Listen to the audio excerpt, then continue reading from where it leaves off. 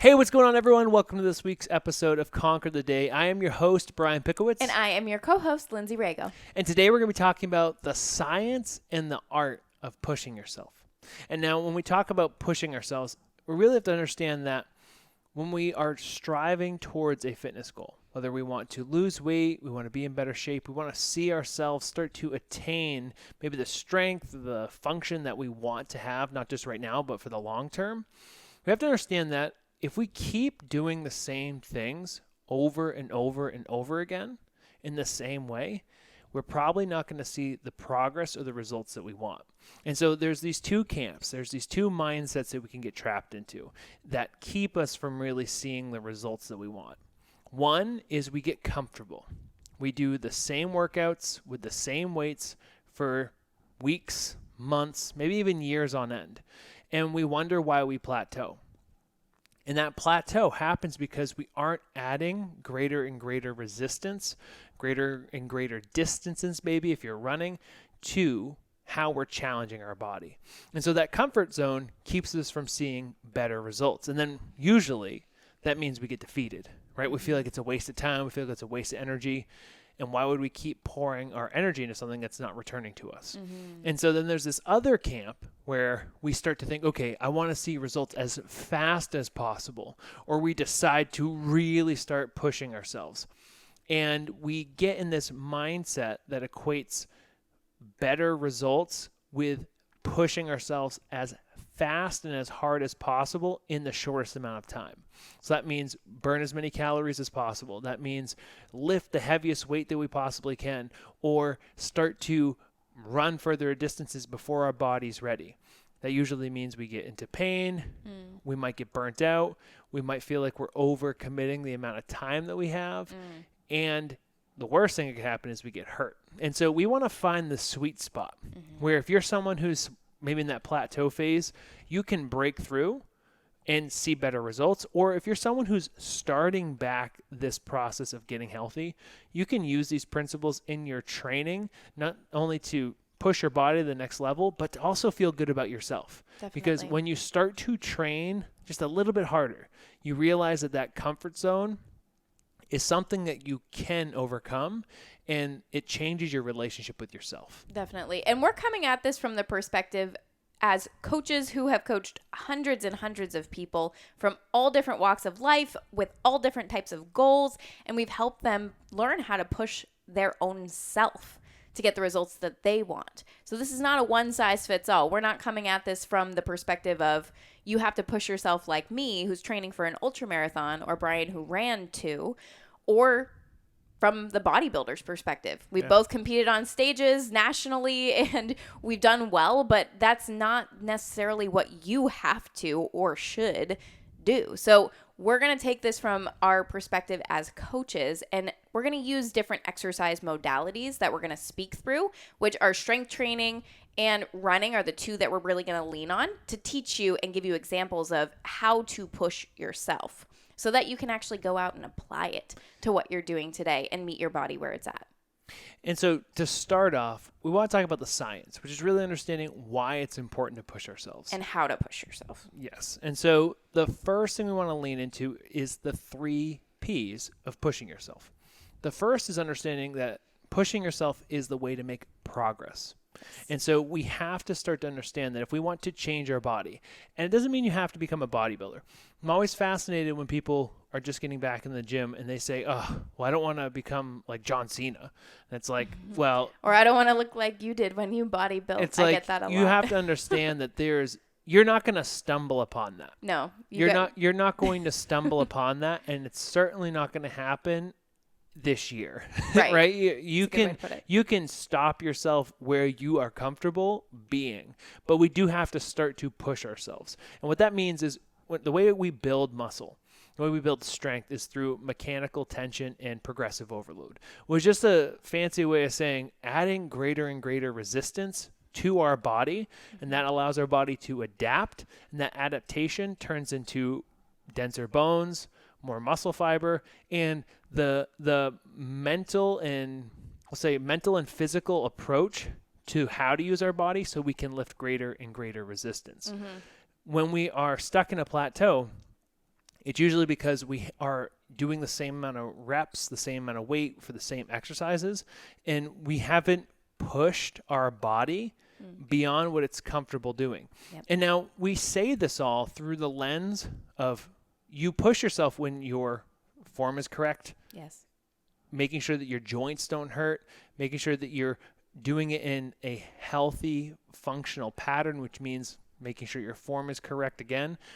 We want to make sure that you're doing it in the right way, right? So that means having the proper protocol in place. But you have to understand the first thing is you have to push yourself to see better progress. Yeah, and this is really, we're giving you the purpose of pushing yourself. Because if you go out and just exercise without any purpose, you're probably not going to push yourself. And you're probably not going to see results. You might feel good, you might be healthy, which is awesome. But if you feel like you're stuck and you're not seeing the results you want, then this is this is why you push yourself, is because you want to see progress. And with running as the other example of progress, you can expand your cardio endurance or your cardio capacity. So when you first start running, for example, it feels very hard, right? You can barely jog, let alone jog for a minute or 2 minutes, or let alone a mile, right? So in order for us to make progress, we have to start pushing ourselves, but in an incremental fashion, which is something that we're going to hit on in a little bit. But you can progress within your endurance just like you can progress within your strength. So that's the first P of pushing yourself. It's progress. And the second is going to be performance. And so once we start to push ourselves to make progress, we want to start to ask, hey, how can I get my body to perform better? And now when we think of strength training, or let's just say resistance training, that would be, I guess, measured by how strong you are, right? So the performance element of strength training is how strong you are, how much weight you can lift for how many reps for a certain amount of exercises. Now, the key is understanding that the goal is to meet your body where it's at and to progress from that point. And so performance does not mean you have to be a power lifter, does not mean you have to be able to bench press 315 pounds. It just means that you can perform the exercise with the right form in a way that allows you to move greater and greater resistance. So we want to start to ask the question, am I performing in a way that is allowing me to see that I'm progressing? Am I performing in a way that allows me to see that my body can do greater and greater resistance? And that's feedback that we are pushing ourselves. If I go to the gym and I lift, let's just say a bench press, and I do 135 pounds, and that's the only thing that I do for, let's say, the whole year, at a certain point, my body is going to stay the same unless I ask it to perform a higher amount of reps or higher amount of weight.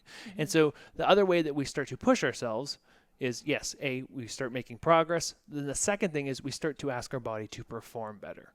And with running, in that secondary example of performance, this is looking at how much further can I run, i.e. distance, or how much faster can I run, i.e. speed. So when people first start getting into running, usually I suggest like a nice, slow, easy jog to the point where it almost feels a little silly. You feel like you're barely going above walking speed. And so your mile pace might be 14 minutes, 15 minutes. That's okay, because very quickly your body, again, adapts the more that you do it and the more that you ask yourself to perform. You start setting the goal.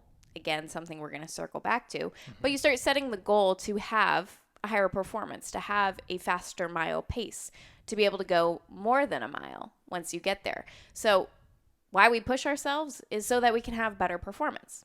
First is progress. We want to see progress. We have to push ourselves to make it. And then second, we push ourselves because we want to see better performance, and we want that performance to feel easier, right? Because as you progress, then you start to see that it's easier for you to perform at a higher capacity without dying. And so that's really, really important. Yes, no, we don't suggest that in this podcast. But once we start to see, hey, we're doing it for progress, We're doing it for performance. The last reason why we want to be able to push ourselves is because we want to gain perspective. The ability to understand that you can do hard things. The ability to test your comfort zone and say, hey, I'm going to try to get this next rep and see, hey, can you trust yourself?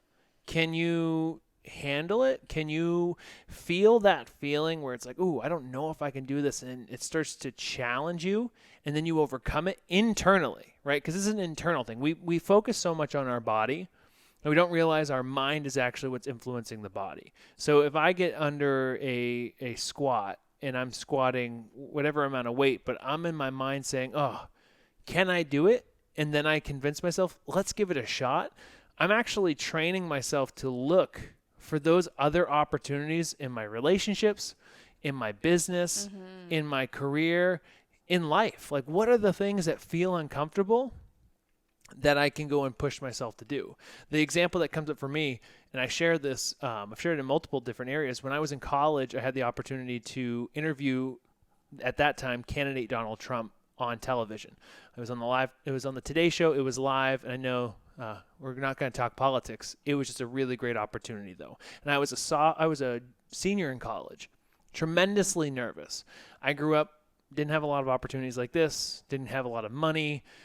The idea of being on television and interviewing, debating, then the candidate who was going to be the Republican nominee just gave me so much fear, gave me so much anxiety. And I was like, wow, like this is someone who has so much more status, wealth, power than I do. And I remember telling myself, like, but what's something that I have that he doesn't, besides Lindsay, the most beautiful woman in the world? I said, oh, I can deadlift 500 pounds. There's no way he could do that. And that simple mindset shift made it so that I could stand there for 3.5 minutes and we could go back and forth and have a professional but challenging exchange. And so it's so important to understand that the reason why we push ourselves, whether that's with our training in the gym, whether that's doing a hard yoga class or going for a run, is because we're gaining that perspective on ourselves. Yeah. So if you needed a case for why to push yourself, why it's so important, it's because it will give you physical progress. It will improve and increase your performance so that you can do more with more ease. And it will also give you immense perspective that you truly can't get anywhere else. Training is such a tool for increasing your mindset, your stress management capacity. There's so many benefits that come from the process of learning how to push yourself in your exercise. So that is why it's important. Okay. So mental and physical progress, performance, etc. Next, we need to talk, still in the science category, about how to push yourself, because there is, again, a science to this. We don't want you to go all out and hurt yourself. So listen up to this and be able to apply it. Well, I think it's pretty simple too. So we're going to try to keep this really basic. Yes. It's important that you're fueling your body. If you're going to go for a run that's going to be a little bit more challenging, you have to make sure that you're eating enough food. It doesn't mean you have to go eat a pizza, but make sure you're eating enough food beforehand, and also make sure you're hydrating. Making sure you're hydrating the day before, making sure you're staying hydrated before you work out. Those are going to allow your body to function better. It's going to also be better for how you feel. Mm-hmm. Like, there's nothing worse than going to a workout and feeling like garbage beforehand, or feeling like you're achy and your joints hurt, or you just have brain fog and thinking, I'm going to go push myself. Those workouts probably aren't the best ones to go and push yourself. Yeah. You could use that as a sign and indication, like, hey, interoception, thinking about how my body feels. Say, okay, is this the workout where I go and try to push myself, or is this just the one where I kind of go through the motions? Mm-hmm. Those are okay because you're getting it done. But we want to make sure that we're fueling our body before we go and train. Next, really important, before you push yourself, make sure you have a proper warm-up. A proper warm-up will save your body. And not only will it save your body from injury, it will also help you perform much better and make it a lot easier to push yourself. Mm-hmm. The one example I'll give is squats. Squats in the gym, I was doing this the other day, which is why it's the example top of mind. But I didn't do necessarily the best warm-up, and I went to go squat, and I only felt it in my knees. I am 27 years old. I don't have arthritis, and I only felt it in my knees. And the reason for that was I didn't warm up my quads, my hamstrings, and my glutes enough to be able to activate those muscles. So you have to have a proper warm up. And we'll make sure that we link the podcast with Diego Diaz.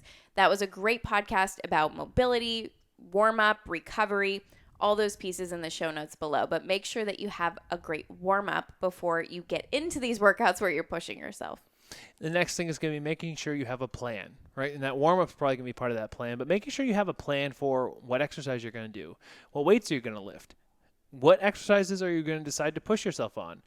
Being able to make sure that there's something in front of you that you can say, okay, this is what I'm doing, and here's where I'm going to push myself, and here's how I'm going to know when to push myself, is really important for being able to understand when to go that extra mile for your body and when to pull back. And the example that we want to start to build off of that to say, hey, all right, I feel my body, I've warmed up, I've had a plan. When do I know to push myself? We want to tap into what's called the perceived exertion rate.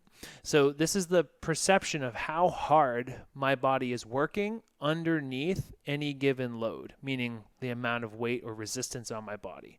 That might be the amount of weight. It also might be the resistance, right? So I can increase the perceived exertion rate by adding more weight, by adding more resistance, meaning time under tension. If I slow down the reps and go a little bit faster or slower, rather, on the way up, that can be another way to tax the muscle.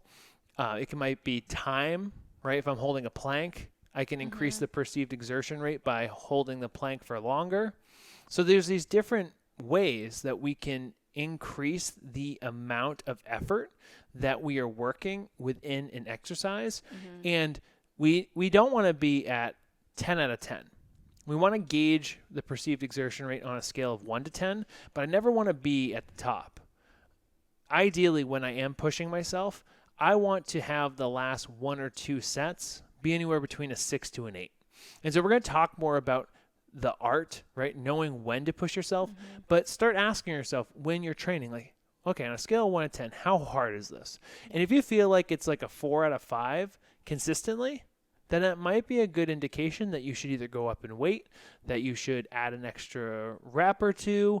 It might be a good sign that, hey, I could probably hold this plank for longer, right? So we're starting to build awareness around our body and how to get more out of it. But I was going to send it to you. I was going to say, as from a personal perspective, when you're looking at your training, and this is how I always thought, so I think that it might be helpful for you. When you're doing a workout, right when you're getting started, your exercises, your run, what have you, it should feel towards a 4 or 5. It should feel pretty easy. You're starting to activate your body. You're starting to, quote, get into the flow, unquote. But that's not where you stay the whole workout. You probably start getting towards that like 5, 6, 7 rate as you get into the middle of your workout. And then there should be probably 10% of this workout that's towards that 8, 9, 10. 10 is going to failure, and to Brian's point, you don't have to do that, especially at the beginning.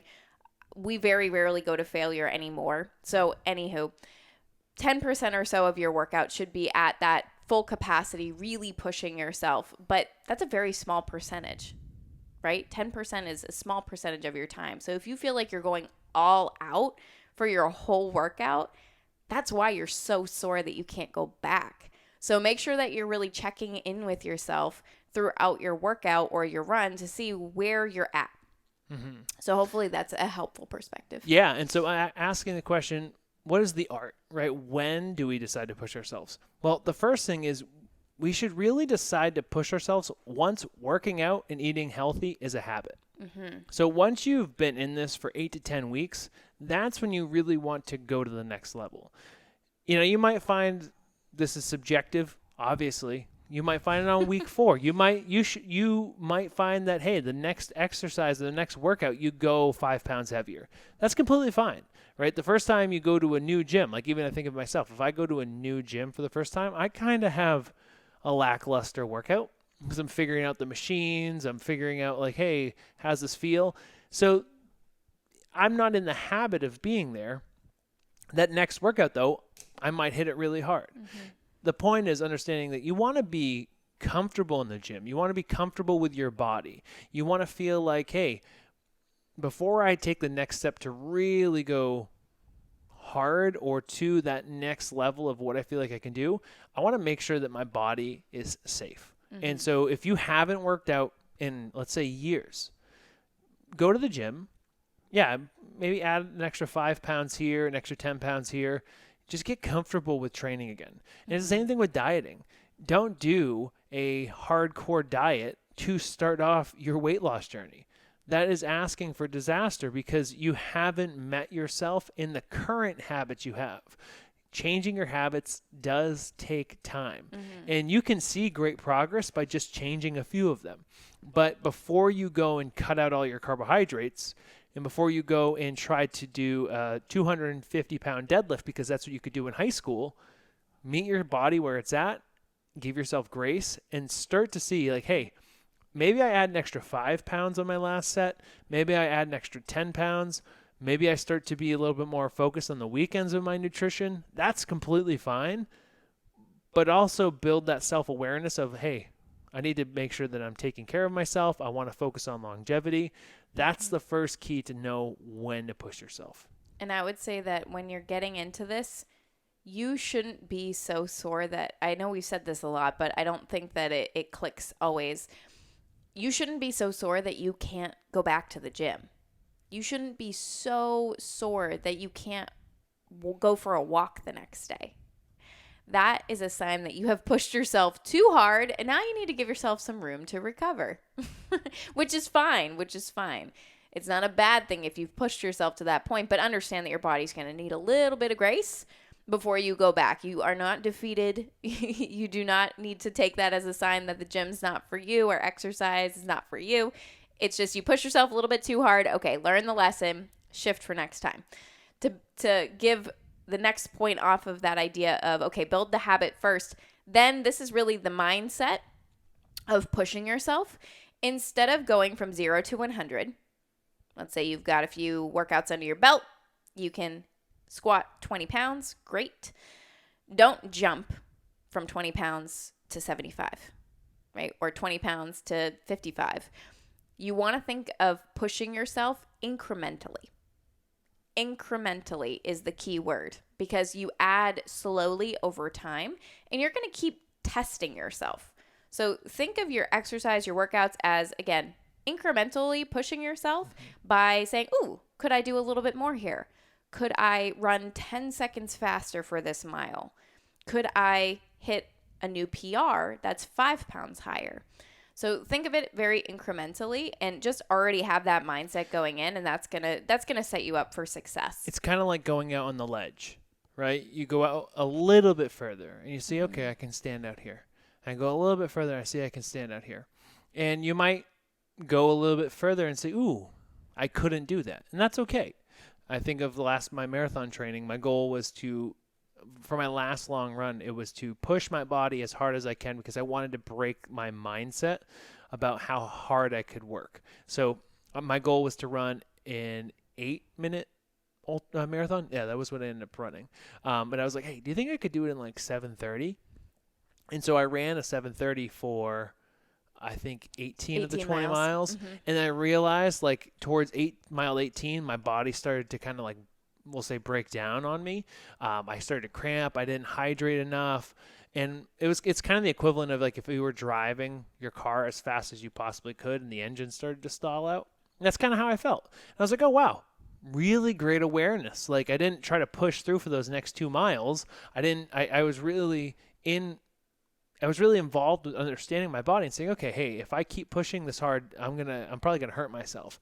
But I was able to test myself. And so you might pick up a weight at the gym that's like, oh, I think I can do this. And then you go to do it for 6 reps and you realize you could only do it for 5. It's like, awesome. Still great. That's fantastic because you've proven to yourself that you can do it. Now, the most important thing is that you have your form, right? That you keep your form, you keep your abs tight, you're locked in, right? We've posted a few videos on our separate channels about how to operate with your form. But the most important thing, right? So number 3, this is the last thing, is you want to have a target. You want to give yourself a target, right? Once you've started to build the habit, once you've built up incrementally, set a target for yourself. Yeah. I want to squat 135. I want to bench 225. I mean, that's probably more of the guys, not the ladies, but hey, who knows? It could be you. I want to be able to run a mile without being out of breath. I want to be able to run a 5K. I want to be able to work out without pain, right? Like, there might be different goals that you have that would come if you pushed yourself a little bit harder. So this is where obviously having the right guide in your corner is important, but we want to start to give ourselves targets because that makes this more meaningful. Yes. It accelerates our progress, it accelerates our performance, and it accelerates our perspective. So when all of these things come together, we can ask the question like, hey, how am I doing? And the wonderful thing about fitness is it comes with seasons. Pushing yourself might be, you know what, I got to go do a yoga class because I'm really tight and I don't work on my flexibility. And quite frankly, that makes me feel uncomfortable because, and I'm speaking from my example, because when I started doing yoga, I was like, oh, this isn't as hard. This isn't as fun. It's like, no, I probably need to learn how to be uncomfortable with this next season. And I just think it's so important. So if we don't have a target, though, it's really hard to continue to progress. And really, progress, as Tony Robbins would say, progress equals happiness. So when we're in fitness, if we don't feel like we're moving towards a target, it's easy to feel like there's no meaning or reason to show up. And that's not what we want to do. Yeah, and you can see how after we've covered this whole conversation about pushing yourself, the science of it, the art of it, there's so much to know and to learn that you can get into as you get into fitness. We didn't talk about how to keep pushing yourself to get to 100 pounds of weight loss. Eventually, you're not going to want to lose weight. Eventually, you're going to hit your goal weight. And then what? I had a great conversation with somebody this week, and she said, my only goal is to not fall back to my old weight. My only goal is to maintain. I'm like, well, how fun is that? That is not fun anymore once you hit that goal, and kudos to you when you do. But if you want to maintain a healthy body, if you want this to become the new normal, then you have to access this part of you that loves progress and that wants to push themselves, because the opportunities are endless.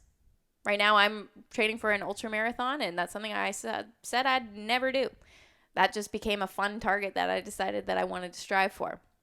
So with that said, in summary, when's your ultra? In 4 weeks. What's the date? Because they might listen to this. 2 weeks. But that doesn't help them if they're listening to it. April 8th of 2023 is my ultra marathon. 4 weeks, 2 weeks. They don't know. But now you know. So feel free to wish me luck. I'll take all the luck I can get. In summary, though, wrapping up for today, it's important to push yourself because it's what's going to push past any sticking point that you're hitting with your fitness goals. It's important because you want to increase your performance. You want things to get easier and more fun. And because it gives you such beautiful perspective. And we've taught you how to push yourself as we spoke about the science of this process. And when it comes down to the art, we really have to build the habits first, get in that flow. Then we have to have the mindset of incremental progress instead of 0 to 100. And lastly, once we get all of this under our belt, then we need to start setting our targets just out of our comfort zone, just out of reach. So we have something compelling, exciting, and albeit fun to strive for, because progress equals happiness. And so we hope this is helpful for you. We'd love to hear your thoughts, your questions, your comments. So feel free, if you're watching this on YouTube, to comment them. If you're listening to this on Apple Podcasts, leave us a review. Connect with us. We'd love to hear your insights and use this information. Let's get healthy together and then go out and conquer your day. Cheers. Cheers.